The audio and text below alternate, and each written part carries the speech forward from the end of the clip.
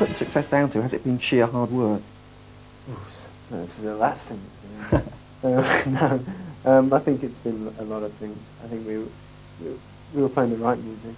We were in the right place at the right time. A lot of luck. But at the same time, I think we have worked hard.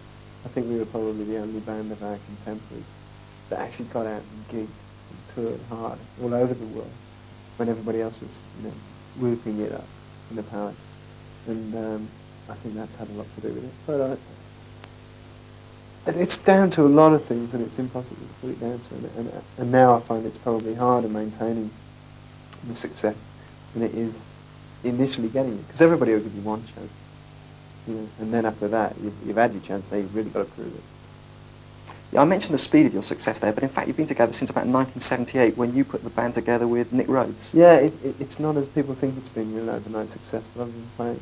I mean, Duran has been in existence since 1978, I think. And for what time of us? How many times? Five of us have been together for, I think, about 4 years now.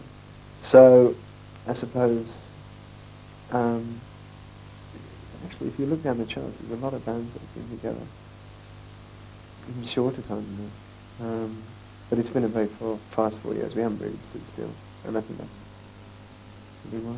Right, going back to 78 though, what were the sort of thoughts that were going through your head at that time? I mean, did you have any early ideas for the band? We've always been very confident. It's been the one thing we've never lacked in. And I'd never put that down to arrogance. I just always believe that if you don't have confidence in yourself or the music that you're making, then nobody is. How are you going to convince a record company to sign you? If you have lots of money, how are you going to convince kids to buy your records if you don't believe that what you're doing is good? So you were sort of holed up in Birmingham in those days. Was it difficult to kind of break out of that area and actually gain attention on a more massive scale? We found a certain independence in Birmingham that was nice. And when everybody was jumping on, say, Spandau Ballet and Steve's going every week in the music papers, it was what they were doing in the next move. And this is very early on, and we were sort of able to mature a little bit more in Birmingham because people never went to Birmingham, and there wasn't even a review of the music magazines there. So it was a lot easier, I think, and it developed as a sense of independence. And being provincial boys, it's always a little bit more difficult. Yeah, and being provincial boys, have you found it difficult maybe to cope with this success that's been? No, I find it a lot easier actually, because we've become a very tight unit within ourselves, and we don't sort of have to rely on a gaggle of friends around us. So that the five of us and our management and whatever are much tighter within ourselves because we've had to withdraw. So I think it's been easy. Now, John, you're just back from the US where Duran had been on tour. Was it as good as we heard about? It depends how good it was, but it was great actually. It was. It's very strange because the last time we've been in the States we were playing 30 people in sleazy, rat-infested cellars, and this time we were playing to 15,000 people most times. And it was great. I mean, it was, things like Madison Square Garden. As a kid I followed music, rock and roll fans for years and years, and Madison Square Garden was the pinnacle. And to go in there and sell out 2 nights, it was fab. Were you surprised by the response then? Because at times it seemed to be bordering on like Beatlemania. Yeah. I mean, to be quite honest, we'd had the success we've had in Britain for this length of time, and you almost become a little bit blasé about it. So it just meant it was happening in Boston, Massachusetts instead of Boston, Lancashire. Right. But at the same time, it was great. But I think we've been on tour for 6 months, and it was becoming like a bit of a Duran travelling circus. So the band was screwing. We wake up in the morning, so we go to bed to it. It was great, and it was just the sheer size of it. It was different in that respect. Right, and over here we hear a lot about the British invasion going on over there. Is that true? It's actually, I think, it's the first time ever in my. I've been into music for about 15 years, and it's the first time that I would admit that the American charts are a lot better than the British charts. That's because the charts are full of British acts, and they really have. When I left, out of the top 10 albums, 7 of them were British. I thought, God, U2, Billy Idol, there's a lot happening. And I think it's great because they're not, people can go see Def Leppard one night, Duran the next one, and Lionel Richie the next. And likewise on the radio stations, they can play music like that on their music TV as well. And it's not so broaded here, you can't possibly like Duran and Def Leppard. And I think that's why it's made for a much healthier crossbreeding of music, which I think is great. I think that they've opened their minds completely to English music, and it's there's really nothing happening there. And that's why we're getting all that rubbish, Britain at the moment, and they're getting all the best of Africa. Right. While you've been over there, a lot has been made of your private life and your relationship with Janine Andrews. I wonder how you react to sort of press reports, of your love life, and you get some quite sort of torrid details going on at times. Does that affect you? I wish that happened. Well, I mean, I suppose you accept it, really. I don't like lying. There are a lot of lies in newspapers that you can't answer back to. But other than that, you just accept it. I think, it could be worse. It could be putting me in, it could be something like my romance with Betty Hill or something. So it doesn't affect you that much? No.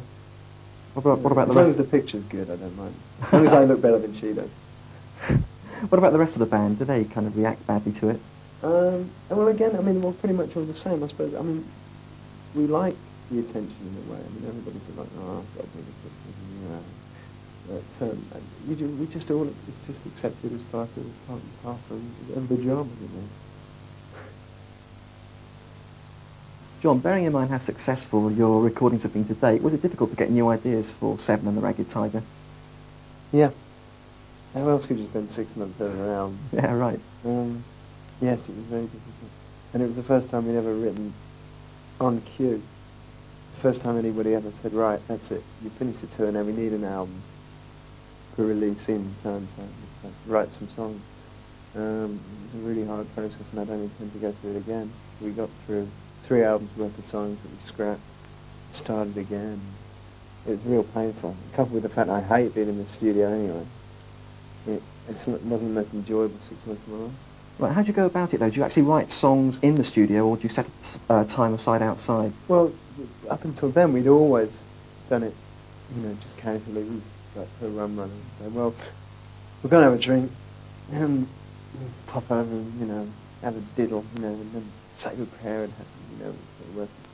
And we'd always work like that, and then maybe we'd say, oh, we're playing tonight, so we'll try out that song. We'll do Rio tonight. So. But this was the first time we'd gone into the studio, and it was a studio situation that can be so indulgent, because you say, well, I'm getting a bass line, but if you try triggering it through that, the AMS and the digital delay, and, see what sort of sound I get with the harmonizer on. So by the time they've rigged up all that, you've forgotten what the line was in the first place.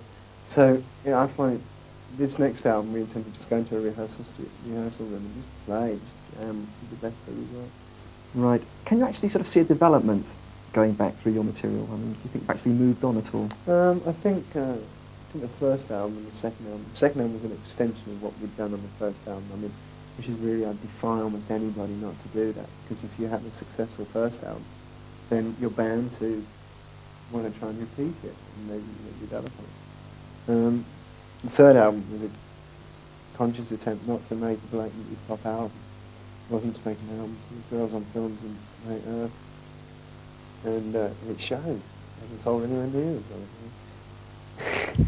And we changed producer, and we wanted to, I don't know, there were certain things that we did that maybe weren't necessarily in the songwriting. We changed producer, we went outside of Britain. We thought every record we'd ever made before in London. And we wanted to try and be a little bit more sophisticated in a way, but I think we spent so long on it that it got to the point you couldn't really see the wood for the trees, and I think it ended up with it. I'm pleased with it, and it's the only record I can listen to now. I think it's maybe a little bit contrived to a point. It's very difficult not to sound contrived when you spend 6 months working at it, and I'd like to see, it was also a very keyboard-orientated album in a way. It's a very effect-orientated album, and I'd like to see personally for the next album maybe a little return to a bit more raw, which was always more about what the band was about, sort of something like the Wolf Careless Memory, sort of harder edge to the sound. Right, and in keeping with that, is that why you've actually teamed up with Nile Rodgers of Chic? Well, not much is actually, probably people thinking it's been very, very smooth. In actual fact, I think the reflex is one of the hardest things that we've done. And that was actually a funny turnaround, because when we first talked about what we wanted the group to sound like, the old, much quoted cross between the New York Dolls and the Chic, and it was originally sort of, maybe the Chic organisation, failing that Georgie on the road, no, my mind didn't really stretch for that. And so it was nice in a way that we came a full circle now, and what were influences are now working with us, and what's more, Niall is totally into the band. And it's not just like he's working with us because we're paying him well, because we don't pay him well at all. In fact, I don't think he's got the money for it. That's nothing new. And he's really into it, and I think we're going to try and do a new single in June with him, and if that works out, then I can't see him not doing the album. Okay, turning now to video, your earlier stuff was done in exotic locations. Was that because the band actually wanted to go to these places on holiday? Or? No, it's because our managers wanted to go to places on holiday. It was, I think at the time it definitely worked. We were lucky to be working with Russell Mulcahy, the director, who I think is by far and away the best. And the whole idea of taking it out of, everybody was working out of St John's Wood, in the same studio, but they were just painting the backdrop a different colour every time. And so there was, also about Vienna, it was obvious that there was a lot more to go outside of the studio situation. And it was funny, really, in that what we did in Sri Lanka and the way we were represented in Save a Prayer, and we did it in Antigua with Rio, really didn't represent the band at all. It didn't really represent what we were like as people.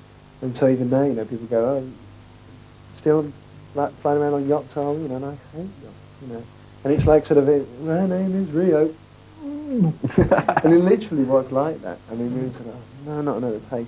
And I managed to be, but chaps, this is the image, And we're thinking, well, I don't know. Now we had this jet-setting sort of image, and we were thinking, well, it's not really. I mean, Nick can't stand the sun. It's beaming out in dimples.